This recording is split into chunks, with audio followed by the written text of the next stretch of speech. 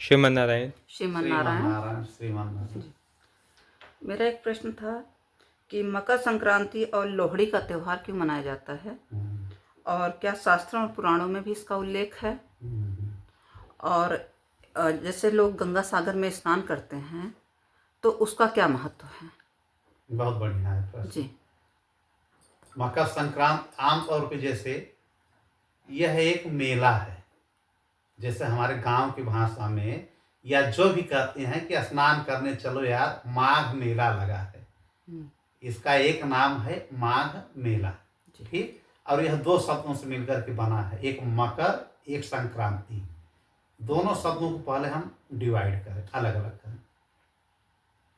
संक्रांति, संक्रांति का मतलब होता है कि सूर्य जब अपने एक राशि से दूसरे राशि में परिवर्तन करे, ज्योतिष शास्त्र के अंतर्गत, ठीक है, एस्ट्रोलॉजी के अंतर्गत जब सूर्य एक राशि से दूसरे राशि में परिवर्तित हो जाए तो वही संक्रांति कही जाती है।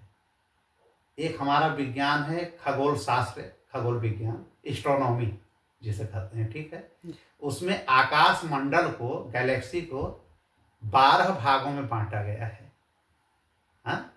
Galaxy has divided into 12 parts, 12 types, ठीक है।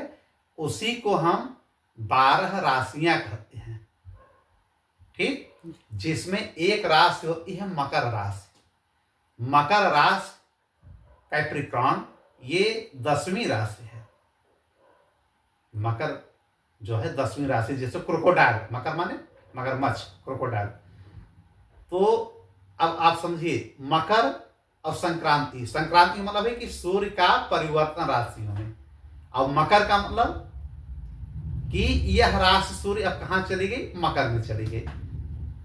अब सिंपल में समझिए कि जब सूर्य धनु राशि से परिवर्तित होकर के मकर राशि में चला जाता है तो उसी को मकर संक्रांति कहते हैं, ठीक जी। और यह मकर संक्रांति प्रति वर्ष 14 जनवरी या 15 जनवरी को पड़ता है, ठीक है। इसी को हम मकर संक्रांति के रूप में, त्योहार के रूप में खूब धूमधाम से मनाते हैं।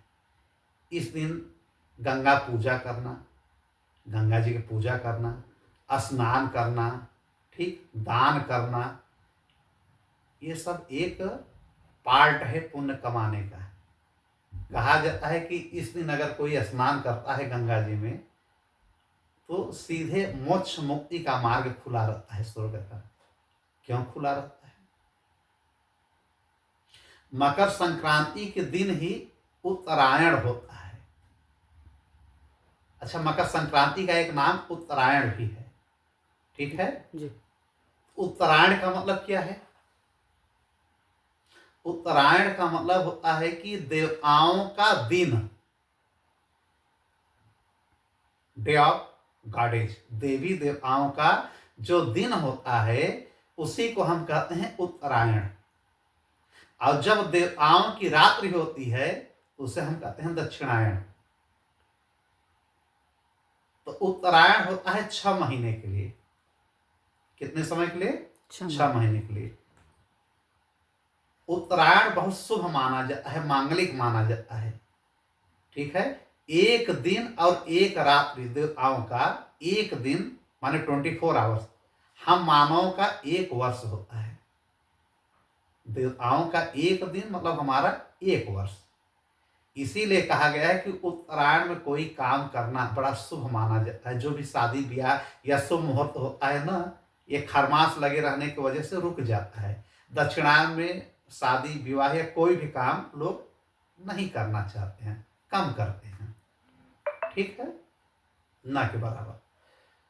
तो होता क्या है कि उत्तरायण मतलब क्या हो गया कि सूर्य उत्तर की तरफ आ रहे हैं, दक्षिण को छोड़ करके सूर्य का उत्तर की तरफ अयन करना माने गमन करना, यही उत्तरायण है।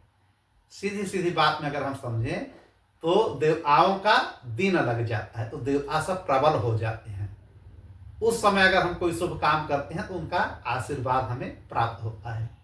लेकिन जब दक्षिणायन लग जाता है 6 महीने के लिए, तो उस समय अगर कोई काम मांगलिक कोई करता है तो शुभ नहीं माना जाता। कारण कि रात्रि के समय देवता भी सोते हैं या आराम करते हैं। ठीक है, इसलिए उत्तरायण का महत्व बहुत ज्यादा है। तो अब हमारा इसको हम चाहे हम मकर संक्रांति कहें, ठीक है, चाहे हम उत्तरायण कहें, एक ही चीज है, एक ही नाम है। और इसी को हम खिचड़ी भी कहते हैं। बचपन से आप लोग खिचड़ी सुनते आए होंगे। खिचड़ी क्यों कहते हैं?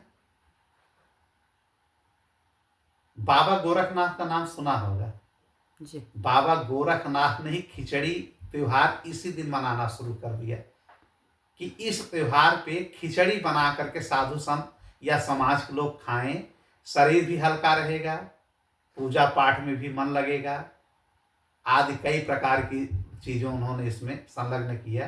तो खिचड़ी का उत्सव भी मनाया जाने लगा मकर संक्रांति के दिन। एक नाम खिचड़ी पड़ गया। ठीक है, कहीं कहीं इसको तिरमोई भी कहते हैं। देखिए, इसका नाम एक तिरमोई भी पड़ गया। कई नाम इसके हैं, एक नाम तिरमोई पड़ गया। कहीं कहीं इसको घुघुती कहते हैं। घुघुती, मकर संक्रांति का एक नाम घुघुती भी है।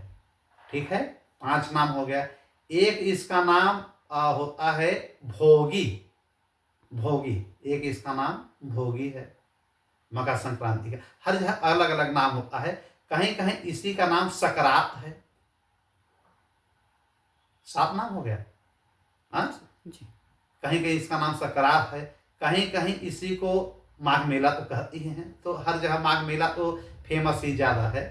ठीक है, और कहीं कहीं इसी को तूसु भी कहते हैं। तूसु, तो ये सब इसी के नाम है, मकर संक्रांति के ही सब नाम है। और ये कब होता है? एक ही दिन होता है, 14 जनवरी को, या कहीं कभी कभी 15 जनवरी। एक ही दिन मान के चलिए, 14-15 किसी एक दिन मना लिया जाता है। जैसा कि आपने प्रश्न पूछा था कि क्या गंगा सागर का। जी जी।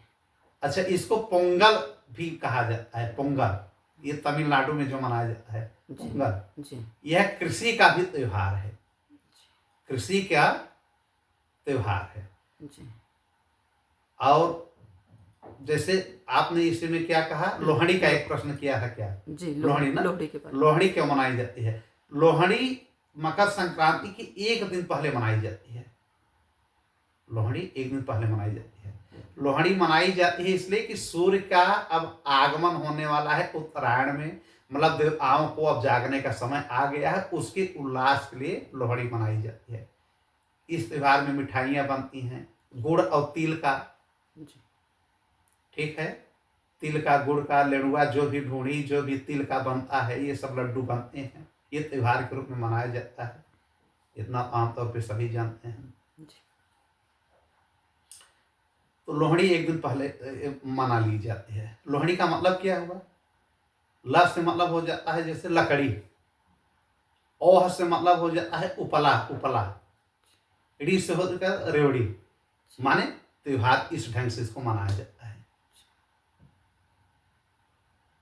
मकर संक्रांति मनाने के मुख्य 3 कारण हैं। पहले ये समझ लीजिए। पहला क्या?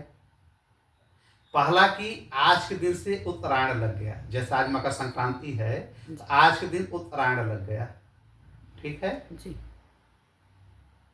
माने मकर राशि में सूर्य जी का आगमन हो गया, शुभ समय आ गया। और दूसरा, कृषि, कृषि का जो किसानी का, किसान भाइयों का है, जो रबी का फसल का शुरुआत होता है, कटाई उठाई जो होती है, तो आज के दिन इसलिए मनाया जाता है कि कृषि को बढ़ावा मिले। ठीक है, एक तो कृषि को लेकर के हो गया, फसल का जो है हम आभार प्रकट कर रहे हैं। और एक जो सूर्य और शनि में आप लोगों ने सुना होगा कि एक समय टकराव हो गया। शनि देव सूर्य जी के लड़के ही हैं, लेकिन शनि से सूर्य की पटती नहीं थी। इसकी एक कथा है जिसमें हनुमान जी सूर्य जी के शिष्य हैं। तो हनुमान जी को लगाया गया, सूर्य ने लगाया। ठीक है, तो सूर्य को कहने पर हनुमान जी जाते हैं, तरह तरह के जो है शनिदेव को प्रताड़ित करते हैं, हरा देते हैं हर चीज में। फिर शनिदेव आकर के माफी भी मांगते हैं सुर से, लेकिन इनकी कड़वाहट बनी रहती है। एक समय शनिदेव अपनी माँ को एक लात भी मार दिए थे, उनका पैर विकलांग हो गया है शनिदेव का। फिर नारद जी के कहने पे शनिदेव की पत्नी ने कहा शनि से, चूंकि नारद जी शनि की पत्नी के भी गुरु थे, और शनि की पत्नी अपने पति को भी गुरु मानती है, शनि को भी। फिर जा करके काशी में बालू का शिवलिंग बना करके ये तपस्या करते हैं, फिर शिव जी प्रकट होते हैं, इनको आशीर्वाद देते हैं, तब शनिदेव का पैर ठीक होता है विकलांग से। लेकिन कहते हैं कि दोबारा माता के ऊपर कभी जो है हाथ मत चलाना शनिदेव, एक बात उनको मैं माफ कर रहा हूँ, ये कहते हैं शिव जी। तो आज के दिन मकर संक्रांति के दिन सूर्य जी अपने बेटे शनिदेव से मिलने जाते हैं। मतलब एक प्रकार से पिता और बेटे का पुनर्मिलन और एक सुखद अच्छा संबंध बन जाता है। ठीक है, जो कड़वाहट होती है बाप बेटे में, आज के दिन मुलाकात करके एक दूसरे से जो है क्षमा याचना मांग करके अच्छे ढंग से रिश्ते में पुनः पुनर्मिलन के माध्यम से एक शांति का माहौल बनाया जाता है। इसका मतलब क्या हुआ कि आज के दिन सब मिलजुल करके एक मेला जैसा, एक उत्सव, एक जलसा जैसा सौहार्द का मिलन होना चाहिए, चाहे भाई भाई का हो, पति पत्नी का हो, या पिता पुत्र का हो। इसके 3 संदेश हैं। एक उत्तरायण, एक फसल जो कृषि से संबंधित उसका आभार करने के लिए मनाया जाता है, और एक जो है पिता पुत्र के एक अच्छे संबंध को लेकर के। अब जैसे गंगा सागर को कह रहे हैं, मकर संक्रांति के दिन ही गंगा सागर में स्नान किया जाता है। गंगा सागर कहाँ है? कलकत्ता में है ना जी। वहाँ पे हुगली नदी के तट पर ये स्नान किया जाता है मकर संक्रांति के ही दिन। वहाँ स्नान करने पे यह मान्यता है कि समस्त पाप धुल जाते हैं और जो मोक्ष और मुक्ति के मार्ग खुल जाते हैं। कहा गया है ना, सारे तीर्थ बार बार गंगा सागर एक बार। भाई एक तीर्थ होता है, एक महातीर्थ होता है, ठीक। एक तीर्थराज होता है। तीर्थ क्या है भाई? अयोध्या चले जाइए, वृंदावन चले जाइए, काशी चले जाइए, चित्रकूट चले जाइए, उज्जैन चले जाइए, या किसी भी ज्योतिर्लिंग में आप चले जाइए, किसी ऐसे तीर्थ में जाइए जहाँ पे उसकी मान्यता हो। हरिद्वार चले जाइए, बद्रिकाश्रम चले जाइए, उज्जैन, जो जहाँ भी जहाँ जहाँ हमारे प्रभु श्री राम जी के कदम गए हैं, श्री कृष्ण जी के कदम पड़े हैं, भोलेनाथ के कदम पड़े हैं, वो सब तीर्थ बन गए हैं। ये तीर्थ कहा जाता है। अब महातीर्थ क्या है ये सब जानना चाहिए। महातीर्थ केवल एक है, गंगा सागर। अब तीर्थराज कौन है? हमारे प्रयागराज, जहां पे संगम है, माने गंगा यमुना सरस्वती का मिलन है। ये तीर्थों के राजा हैं। संगम प्रयागराज, प्रयागराज, प्रयागराज, राज माने राजा। तो गंगा सागर के विषय में जैसा मालूम है कि गंगा सागर में गंगा जी जब भागीरथ लाते हैं 60,000 सगर के पुत्रों का जो तिलांजलि देने के लिए कि गंगा जी के अगर पवित्र जल पड़ जाएगा तो उनको मुक्ति मिल जाएगी, क्योंकि 60,000 भस्म हो गए थे कपिल मुनि के उसी आश्रम में गंगा सागर के पास। तो ये हिमालय से गंगा को लेकर के भागीरथ जाते हैं गंगा सागर तक। वहाँ पे गंगा जी बंगाल की खाड़ी में मिल जाती हैं। समझिए, गंगा जी हिमालय से होकर के कलकत्ता वहाँ पहुँचती हैं, बंगाल की खाड़ी में मिल जाती हैं। तो जहाँ गंगा जी और सागर का मिलन होता है उसी को हम गंगा सागर कहते हैं। बात समझ में आ रही है जी। जहाँ गंगा जी, गंगा माँ और सागर जी का मिलन होता है उसी को क्या कहते हैं? गंगा सागर। चूंकि जब इनको श्राप मिला था गंगा जी को, सरस्वती ने बैकुंठ में दिया था कि जाओ तुम नदी बन जाओ, तो श्री हरि ने, विष्णु भगवान ने कहा था कि गंगा परेशान मत हो, सागर के रूप में वहां मैं तुम्हें मिलूंगा। तो हम लोग पति पत्नी के रूप में वहाँ पे रहेंगे। तो गंगा जी हिमालय से होकर के जाती हैं बंगाल की खाड़ी में, जहाँ सागर रहते हैं वहीं पे मिल जाती हैं। तो सागर कौन है? हमारे प्रभु ही हैं,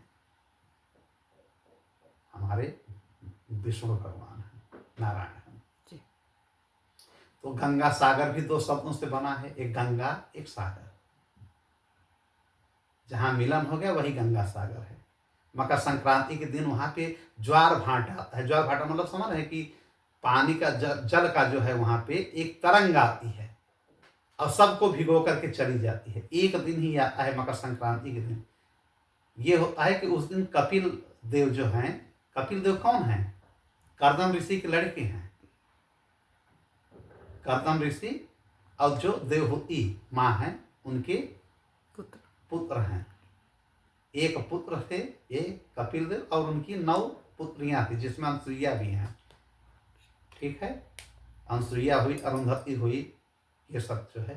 तो फिलहाल वहां पे ये अब भी कपिल मुनि अब भी गंगा सागर में वहां पे अब भी तपस्या कर रहे हैं। तो जैसे जो वहां नहीं पहुंच पा रहा है आज मकर संक्रांति के दिन, तो आज का दिन बहुत शुभ है। अगर लोग गंगा जी में स्नान कर लिए तो बहुत बढ़िया, नहीं कर रहे तो गंगा जी का जल ही रहे, घर में स्नान करने थोड़ा सा काला तिल डाल करके। आज के दिन मकर संक्रांति के दिन मुख्य रूप से सूर्य की पूजा होती है, सूर्य जी की पूजा होती है और शनि जी की पूजा होती है और गंगा माँ की पूजा होती है। ठीक है, सूर्य को जो है तांबे के जल में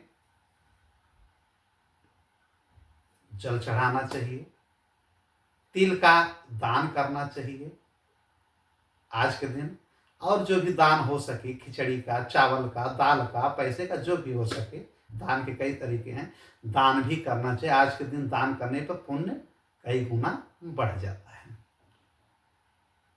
ये पुराणों में विदित है। जैसा कि आपने कहा कि क्या पुराणों में इसका उल्लेख है मकर संक्रांति का? बिल्कुल है। महाभारत में एक कथा आती है कि जब भीष्म पितामह जी सरसैया पे लेटे रहते हैं, सरसैया में जो बाणों का उनका बिस्तर अर्जुन जी मार मार के बिछा देते हैं जी। तो उन्हीं पे लेटे रहते हैं ना, मृत्यु का इंतजार करते हैं। महाभारत खत्म हो जाता है। महाभारत तो 18 दिन हुआ ही था, लेकिन उस समय लगा था दक्षिणायन।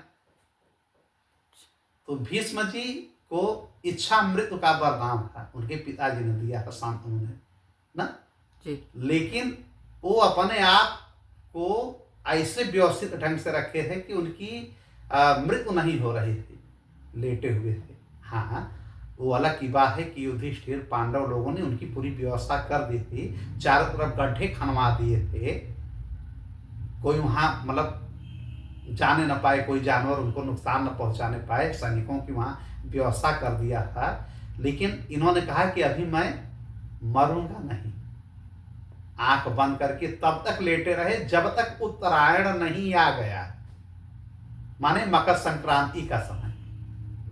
संक्रांति माने राशियों का परिवर्तन, मकर माने मकर राशि।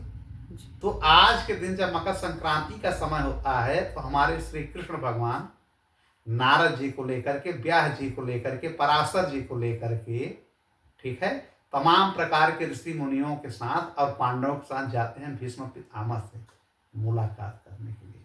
क्योंकि श्री कृष्ण जी को पता था कि अब उत्तरायण लग रहा है और जब तक मैं नहीं जाऊंगा भीष्म पितामह के पास, भीष्म पितामह की मृत्यु नहीं होगी, तब तक ये हमारा इंतजार करेंगे।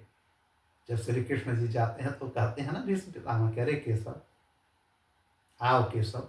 तमाम प्रकार के इनकी उनके शास्त्रार्थ होते हैं, बातचीत होता है महाभारत के विषय में, पाप के विषय में, पुण्य के विषय में, नरक के विषय में, गलत सही क्या है, महाभारत हुआ क्यों हुआ, कृष्ण होकर के भगवान होके क्यों नहीं रोके, सारे प्रश्नों का जवाब भगवान देते हैं, संतुष्ट हो जाते हैं भीष्म पितामह। भीष्म पितामह विष्णु सहस्त्र नाम 1000 नाम लेकर के इनकी पूजा करते हैं। विष्णु सहस्त्र नाम में भगवान नारायण के हमारे 1000 नाम हैं। ये कौन लिया है? भीष्म पितामह ही नाम लिए हैं। ठीक है, तो ये सब करके इनकी याचना करते हैं, स्तुति करते हैं, पूजा करते हैं और ये कहते हैं भीष्म पितामह कि केशव, मुझे तुम्हारा ही इंतजार था और आज आए हो, बड़ा शुभ समय है। आज उत्तरायण भी लग रहा है, हमारे लिए तुम ही उत्तरायण हो, देवताओं के नायक हो,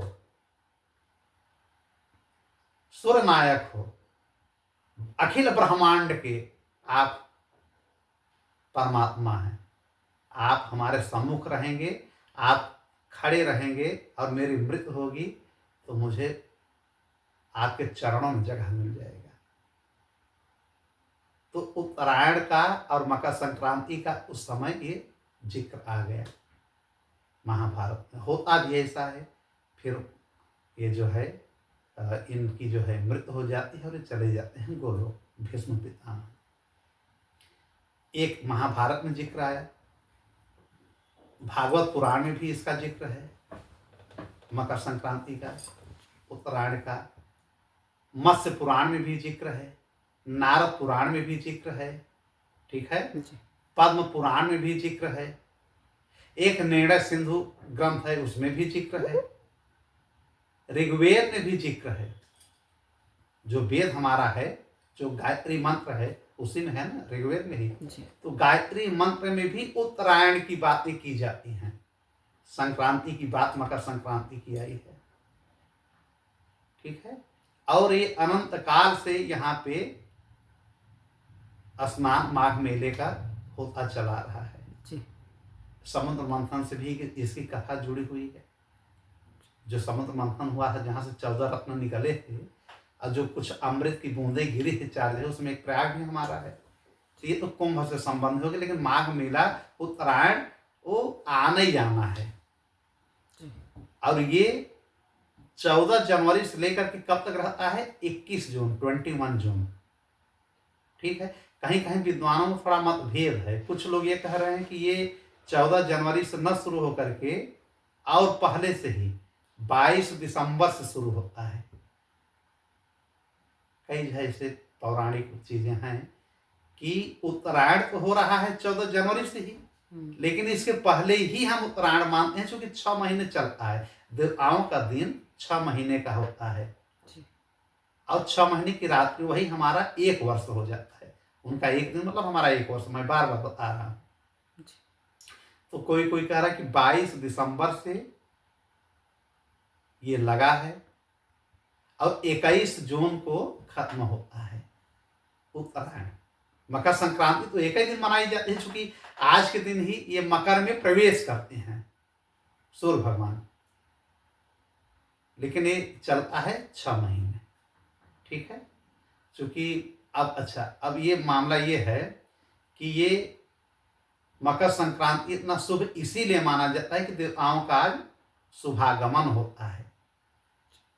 एक मान्यता ये भी है ना कि आज के दिन, जैसे मत्स्य पुराण, विष्णु पुराण में कहा गया है, नारद पुराण में भी, कि आज के दिन काले तिल का दान अगर किया जाए, चावल का दान किया जाए, एकादशी न रहे, एकादशी के दिन चावल का न सेवन करना चाहिए और न इसको दान ही करना चाहिए।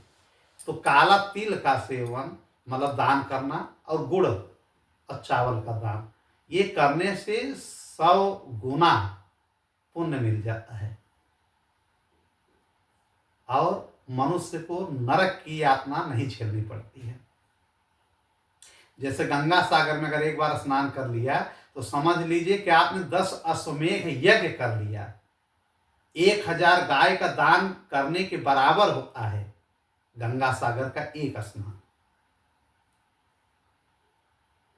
और नहीं गंगा सागर आदमी गया तो किसी भी मतलब गंगा में ही स्नान कर ले, किसी तीर्थ में स्नान कर ले, या घर पे ही स्नान कर ले, बस सूर्य की उपासना कर लें, गंगा मैया का प्रणाम कर लें, ठीक है, और शनिदेव को भी याद कर लें, तो उनके सारे क्लेश मिट जाते हैं।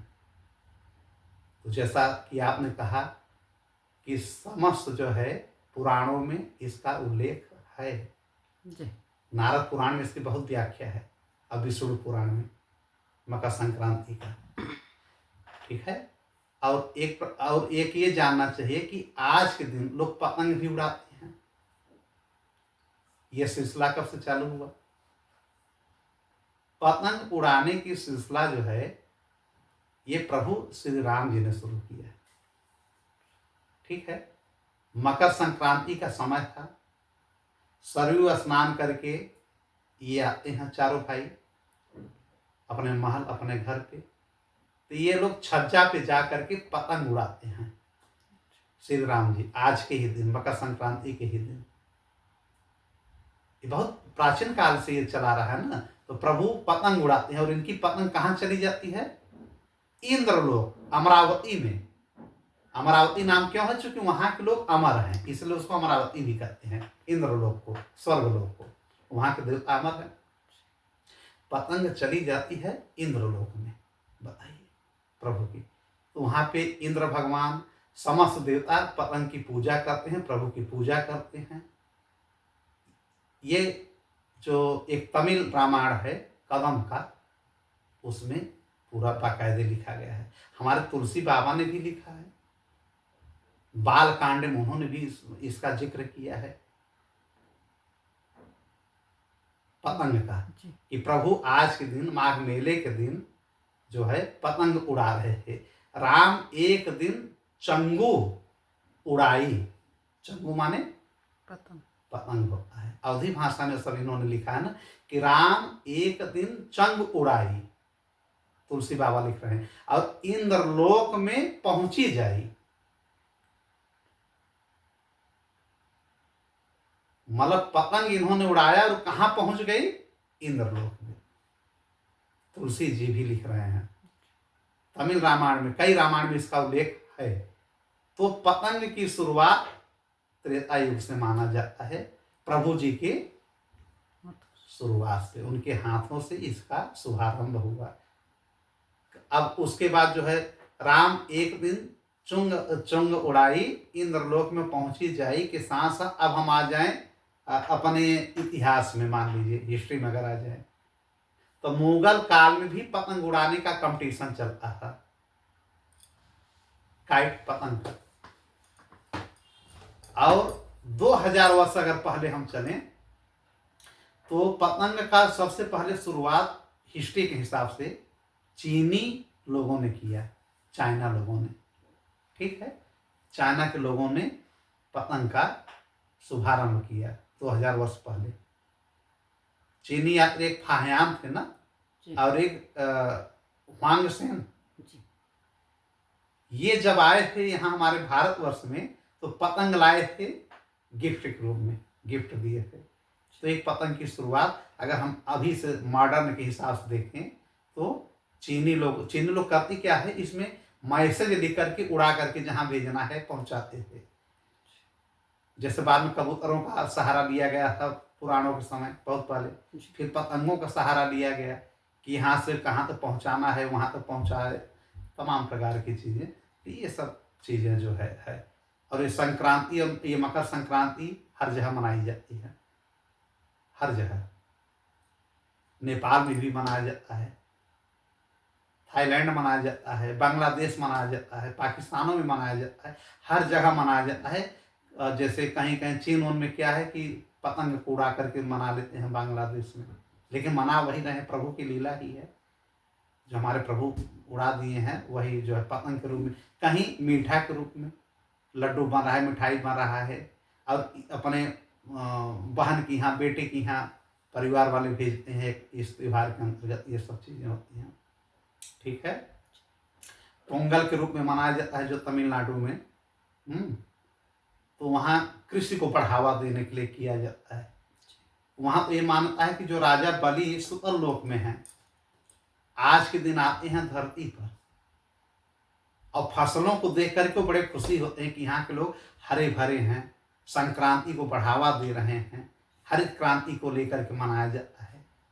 कई प्रकार की धारणाएं हैं जो है। ठीक है, और ये माघ ही लगा है ना, माघ में ही इसका उत्सव मनाया जाता है और ये चलता है लगभग पूस तक। पूस चला गया, लगभग एक महीने चलता है इसका नाम। नहावन तो मेन स्नान होता है, मकर संक्रांति एक ही दिन होती है, लेकिन इसके उपलक्ष्य में जैसे अब कुंभ आ गया, गंगा स्नान आ गया, तो कई स्नान हो जाते हैं। महाशिवरात्रि तक चलता है ये, फागुन तक चलेगा, फागुन के आसपास तक ये चलता है। और क्या प्रश्न आपका था, भूल गए? कोई और प्रश्न किया था? नहीं, गंगा सागर के बारे में गंगा पूछा सागर, था। अब पुराणों का बात किया। जी। तो यही है, कुल मिलाकर के ये है कि मकर संक्रांति एक बहुत ही अच्छा हिंदुओं का हमारा त्यौहार है, सनातन धर्म से जुड़ा हुआ है। ठीक है, इसका उल्लेख बता ही दे कि हर जगह इसका उल्लेख मिला है। आज के दिन जो है देवताओं का द्वार भी खुल जाता है, जी। इसलिए इतनी भीड़ लगती है श्रद्धालु लोगों के लिए, इतना सैलाब उमड़ता है स्नान करने के लिए। क्यों? इसीलिए कि आज के दिन हम स्नान कर लेंगे तो हमारे पाप, हमारे जो है जो अपराध हैं कम हो जाएंगे, और द्वार खुला है स्वर्ग का, तो देवता लोग देख रहे हैं कि हम लोग दान पुण्य कर रहे हैं। ठीक है जी। तो ये सब इसके जो है शास्त्रों के अनुसार जो है गंगा में स्नान करके दान पुण्य देना ये बहुत पुण्य का काम माना गया है, उससे मनोवांछित फल मिलते हैं, नरक और दुर्गति होने की संभावना कम हो जाती है। लेकिन इसका मतलब ये नहीं है कि हम स्नान करें गंगा जी में, गंगा सागर में, और उसके बाद मांस खाएं, दारू पिए, लोगों को गाली दें, या बहुत गलत गलत कामों में हम संलिप्त रहें, ऐसा नहीं। उसको कम करना चाहिए। और सबसे बेड़ा पार क्या होगा, हम बार बार कहते हैं कि हरि नाम में हर त्योहार आप मनाइए, गंगा स्नान करिए, सारे यज्ञ करिए, लेकिन आप सत्संग जरूर सुनिए, जहां भी हो रहा है हरि नाम जरूर सुनिए। इसके बाद जो है भगवान का नाम सुमिरन जरूर लीजिए, तभी भवसागर से पार होंगे। भवसागर मतलब ये अपना जो भावनाओं का सागर नहीं, भाव माने पृथ्वी, पृथ्वी भी एक सागर है। यहाँ हम लोग डूबे हुए हैं, सब गलत सही कुछ समझ में नहीं आ रहा है। हमारा काम बने, दूसरे का चाहे बिगड़े। ये हम नहीं कह रहे कि सब अच्छे हैं या सब बुरे हैं, हमारे अंदर भी बहुत गलतियां थी, है, कम हो रही, या हो सकता है खत्म हो जाए, या हो सकता है न खत्म हो, उस पर मत जाइए। लेकिन जाना यह है कि हम अपने आप को किस प्रकार से नियंत्रित करें, क्या करें कि भगवान के चरणों में हमारा मन लग जाए, उन्हीं में हम रम जाएं, और जो गलतियां या जो पाप हो रहा है वो कम से कम हो, और हम प्रभु के धाम पहुंच जाएं। प्रभु के धाम पहुंचने के लिए सबसे बड़ी चीज है क्या, ज्ञान या भक्ति, कि दोनों? भक्ति से ज्ञान मिलती है कि ज्ञान से भक्ति मिलता है? भाई अगर हमारे पास ज्ञान ही नहीं रहेगा कि ये भगवान है, कि गंगा जी है, कि कौन है, तो हम आखिर में भक्ति करेंगे कैसे? तो भक्ति बड़ी है कि ज्ञान होगा तब बड़ा है? भक्ति बड़ी है, ज्ञान बड़ा नहीं है। हम जो बता रहे हैं ठीक है, उसको फॉलो करिए, समझिए, लेकिन मन हमेशा भगवान के चरणों में होना चाहिए। माने भक्ति ज्ञान से बहुत बड़ी होती है। जो भक्त होता है जरूरी नहीं कि वो विद्वान हो, जरूरी नहीं कि वो पढ़ा लिखा हो, लेकिन उसको पता है कि भगवान का हम सुमिरन करेंगे, स्मरण, हरि नाम, हरि नाम, श्रीमान नारायण श्रीमान नारायण श्रीमान नारायण श्रीमान नारायण, हरे राम राम राम हरे। ओम नमो नारायण, ओम नमो नारायण, ओम नमो भगवते वासुदेवाय, ओम त्र्यंबकम यजामहे सुगंधिं पुष्टिवर्धनम उर्वारुकमिव बंधनान् मृत्युर्मोक्षीयमामृतात्, या ओम भूर्भुवः स्वः तत्सवितुर्वरेण्यं भर्गो देवस्य धीमहि धियो यो न प्रचोदयात्, या कुछ नहीं आ रहा है। राधे राधे, जय श्री कृष्ण, सीताराम। हरि नाम में किसी का स्मरण करिए।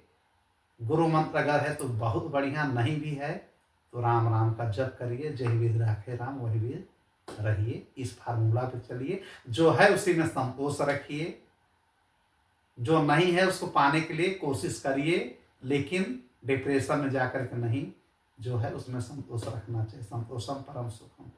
तो कुल मिलाकर के मकर संक्रांति की बहुत बहुत बधाई सबको। अच्छे ढंग से सब पुण्य करें, दान करें, जो गलतियां हैं उसको सब धीरे धीरे अपना संकुचित करें।